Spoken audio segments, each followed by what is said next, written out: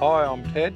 I'm from Palmer Valley Station, south of Alice Springs in the Northern Territory.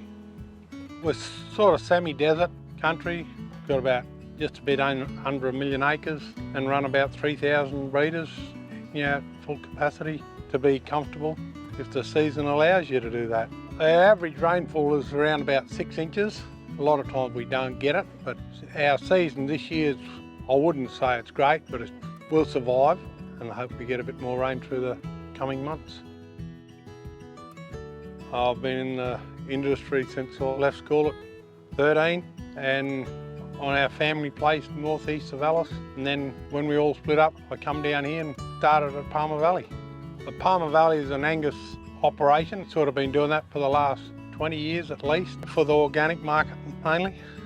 Why I picked Angus is, it's a market, you can sell them anywhere in Australia, and they're good cattle to deal with. Like, you get all the genetics we've got good cattle, they're good and quiet, they're easy to deal with. Like, you drive around, they don't run away, they're there, and they're just, we've never had no problem with them.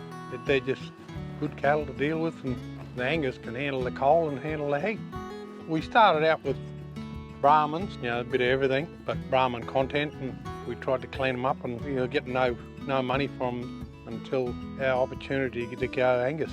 We sort of went to the blacks with the organic market, and we thought that was the best way to go.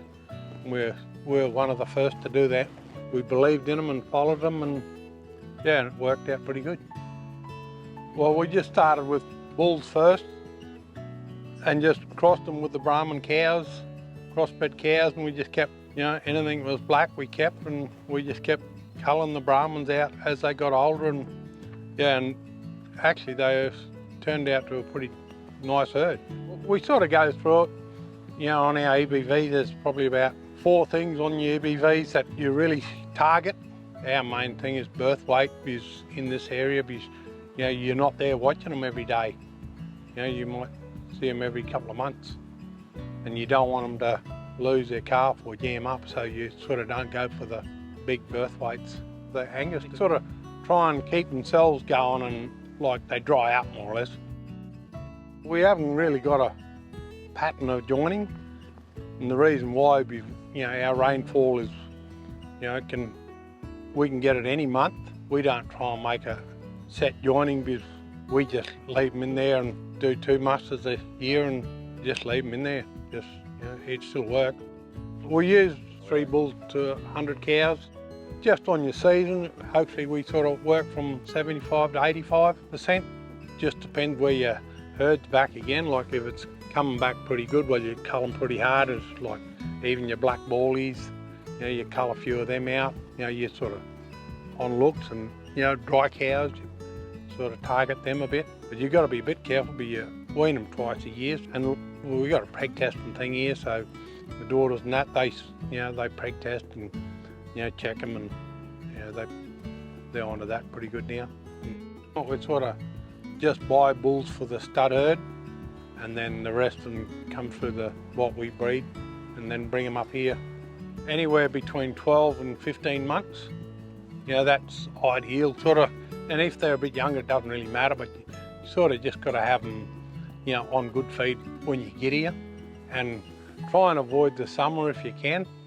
Why? Because it's 40 degrees and they're not used to it. It's like people, you bring people up here, you take them out and work them, you got to be careful if they don't dehydrate. They're not used to it. You're better off bringing them up, March, April, then they sort of get used to all the winter, and then they come into the summer and they just, they don't even know it then. We sort of keep them around here for at least 8 weeks, and then we sort of set area up so you can actually walk through our trapping systems around here close, and we sort of set it up by the time they go out. If they do wander, well, they used to traps, they're not hanging around the waters. But even where you do let them go, you open your spears up and they get used to that pretty quick, and then they're just like the rest of the herd then. I like the shinier coat fellas, the shorter coated fellas, because it's better for the heat. If they're pretty woolly looking fella, like you're walking them anywhere, they're the first to knock up. It sort of dodge them if we can. We try and work to the feedlot types. Wherever the market is at the time, target that. You know, the last couple of years, you know, you've been getting weaners, turning them off between $15 and $2,000. Well, you know, that's where we are at. Like, why would you hold them for any longer? And now it's sort of come back and we just sort of grow them out a bit bigger, and if it's good and they're making good money, well, you know, you quit them and then it's saving your country, and all your country has a spell, and you know, you can still do something different then.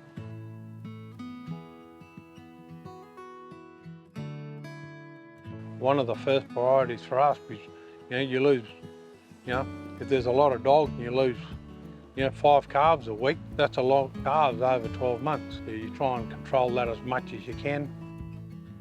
Feral camels, that's probably another problem. That's our main perils. My wife, I met her in Alice Springs probably about 40 years ago. We started at Lucy Creek and then come across here, and yeah, we've sort of been here for probably 30 years. 4 children. One girl and her partner runs Palmer Valley, and the other one's in the New England. She runs them properties. And there's one a school teacher, and Benny just finished his heavy diesel mechanic. I've sort of got out of it a bit and let the kids have a go at it. You know, the next generation coming into it, and hope they can make a go of it. What you see around you and what you build and what you make of it, you think, well, yeah, you've done something right.